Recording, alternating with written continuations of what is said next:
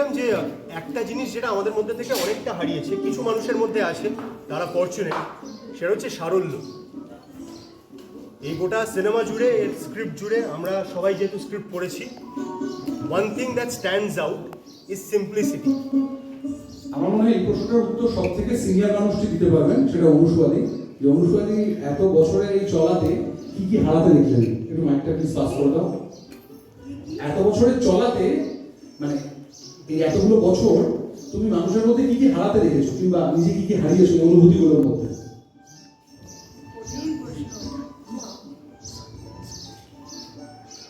নিজে কি হারিয়েছি সেটা আমি বলতে পারবো না, কারণ আমি তার বিনিময়ে যা পেয়েছি সেটা অনেক অনেক, তার জন্য আমি চিরকৃতজ্ঞ জীবনের কাছে। এবং আমি এছাড়া ছবি সম্পর্কে যদি বলি, প্রথমত তথার সঙ্গে আমি এর আগে কাজ করেছি, অভিনয় করেছি, ওর পরিচালনায় কাজ করিনি। প্রথম কতটা প্যাশনেট, কতটা সিনসিয়ার, কতটা ভালোবাসে ওর কাজ আমি জানি। এবং আজকে দেখছি এক ঝাঁক এত যে সবাই এসেছে, কাস্ট এন্ড ক্রু, আমার ভীষণ ভালো লাগছে। সবাই একটু পাশাপাশি ছড়িয়ে একটু যদি দাঁড়াতে পারি আমরা, যাতে সবার মুখ মতো দেখা যায়, ক্যামেরায় যাতে সবার মুখ স্পষ্ট আসে, বসে বা দাঁড়িয়ে। সামনে যারা রয়েছে তারা কি বসে পড়লে সুবিধা হয় না? সবাইকে পাচ্ছি আমরা। আমি সোমনাথ চরিত্রের নাম। এই পরিবারের এমন একটা অংশ যে অনেক ছোটবেলায় এই পরিবার থেকে বিচ্ছিন্ন হয়ে গেছিল। তাকে তার বাবা কোনো একটা কারণে শহরে নিয়ে চলে গেছিল। তারপর থেকে এত বড় পরিবার, এতগুলো মানুষ, দিদামা, এত জ্যাঠা জেঠি, কাকা ভাই বোন কাজিন, সবার সঙ্গে বিচ্ছিন্ন বহু বছর। কিন্তু জীবনে এমন একটা সিচুয়েশন আসে যখন ও বুঝতে পারে যে এবার ওকে দেশ ছেড়ে বাইরে চলে যেতে হবে, পার্মানেন্টলি হয়তো এবার দেশ ছেড়ে ক্যানাডা শিফট হয়ে যাবে। আর তখন ও রিয়েলাইজ করে যে যাওয়ার আগে একবার দিদামার কাছে যাওয়া উচিত, দেখা করে আসা উচিত, বাকি গোটা পরিবারের সঙ্গে দেখা করা উচিত, এবং এসে ওর সঙ্গে কি কি ঘটে, বাড়ির প্রত্যেকটা মানুষের সঙ্গে আবার কি করে নতুন করে পরিচয় হয়, আলাপ হয়, ওদের মধ্যে ভালোবাসা হয় না হয় না, এই পুরো জিনিসটার মধ্যে দিয়ে সোমনাথের চরিত্রটা যাচ্ছে, and that is the crux of the character. দেখো, যেটা বিক্রমদা শুনতেই হলো সারল্য, হয়তো আমাদের মনের কাছে আমরা সবাই এখনো নিজের কাছে ওই ইনোসেন্সটা ধরে রাখতে পেরেছি, কিন্তু বাইরের জগতের কাছে, পৃথিবীর কাছে শক্ত দেখানোর বা আমি একা ভালো আছি এই একটা দেখানোর তাগিদে বোধহয় সেই সারল্যটা কোথাও একটা হারিয়ে গেছে। এই পরিবারের আমি কেউ নই, মানে এই পরিবারের কেউ নই, কিন্তু যেহেতু এটা একটা গোটা পাড়ার মধ্যে, একটা গ্রামে যেরকম হতো, যেটা বলছিল যে একটা টিভিতে সবাই দেখতে আসে, তো এই বাড়িতে জন্মায়নি হয়তো, কিন্তু সারাদিনে এতবারই আসে যে এটা তার ওই যদি এটা আমরা এক্সটেন্ডেড ফ্যামিলি বলি সেই টাইপের, মানে রক্তের সম্পর্ক না থাকলেও এই বাড়িরই মেয়ে ও নিজেকে মনে করে। মানে ডায়লগে সেরকমই অনেকগুলো উদাহরণ আছে। প্রথাগত মুখোপাধ্যায় এবং তার স্ক্রিপ্ট, তার গল্প বলার যে ধরন, সেটা আমি তার 2-3টে ছবি দেখেছি, তার মধ্যে যেগুলো রিলিজ হয়নি সেগুলোও দেখেছি আমি কয়েকটা।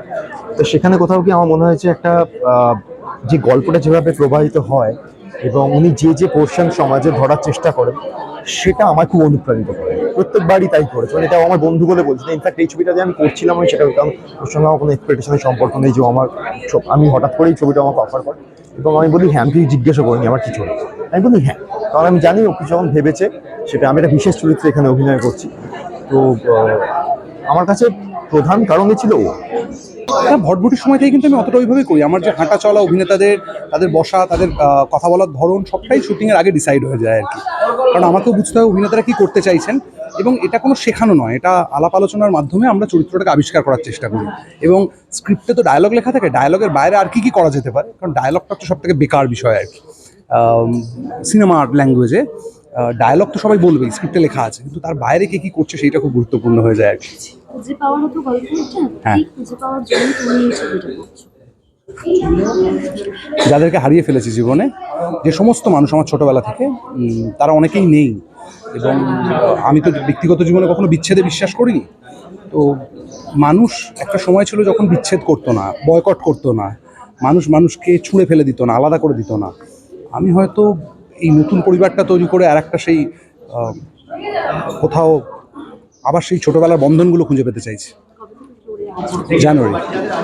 রাস মানে একটা উৎসব, উৎসবে যেমন ভালো দিকটা হয় খারাপ দিকটা অনেকই আছে, এবং এখানে কি সেটাই এই উৎসবে এই ছবিতে উত্তরটা চমৎকারভাবে অনুসরাদির চরিত্র অর্থাৎ অলোকনন্দার চরিত্র একটা উত্তর দেন। সেটা হচ্ছে রাস মানে উৎসব, তো এখানে রাস হচ্ছে ভালোবাসার উৎসব, যেখানে শুধুই দেওয়ার নেওয়ার কিছু নেই। তো এইটাই ছবির ক্রাক্স, এইটাই ছবির উদ্দেশ্য, যে সবাই ছুটছে তো আর প্রমাণ করার জন্য ছুটছে, এবং সেই ছোটাটার পর যখন পাওয়া হয়ে যাচ্ছে তারপরটা আর কেউ জানে না। তার থেকে ছোটার থেকে নিশ্চিন্তে বাঁচাটা বোধহয় বেশি দরকার, এবং সেই নিশ্চিন্তে বাঁচার জন্য নিজেকে প্রমাণ করার দরকার নেই।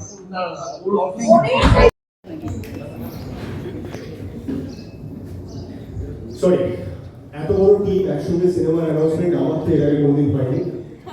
বাকিদের হয়েছে কিনা আমি জানি না, বাট আমার তরফ থেকে তোদেরকে একটু রিকোয়েস্ট, যদি কারোর কোনো প্রশ্ন থাকে ফর দ্য হোল টিম, এই পুরো পরিবারের জন্য যদি কোনো প্রশ্ন থাকে, যদি মনে হয় যে এমন কোনো প্রশ্ন আছে যেটা ওই একা দাঁড়িয়ে আমরা একটা ক্যামেরার দিকে উত্তর দেবো না, সবাই একসঙ্গে উত্তর দিতে পারবো, please feel free to ask.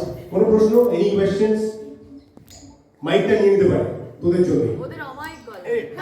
নতুন একটা অব্দি আজকে মাটিতেই বসেছে, তার কারণ আমরা প্রমাণ করতে চাই, অন্তত আমাদের ছবি প্রমাণ করতে চায় যে বিশেষ বলে হওয়ার দরকার নেই ভালো থাকার জন্য, ভিড়ের মধ্যে একজন সাধারণ সুখী মানুষ হলেই হবে।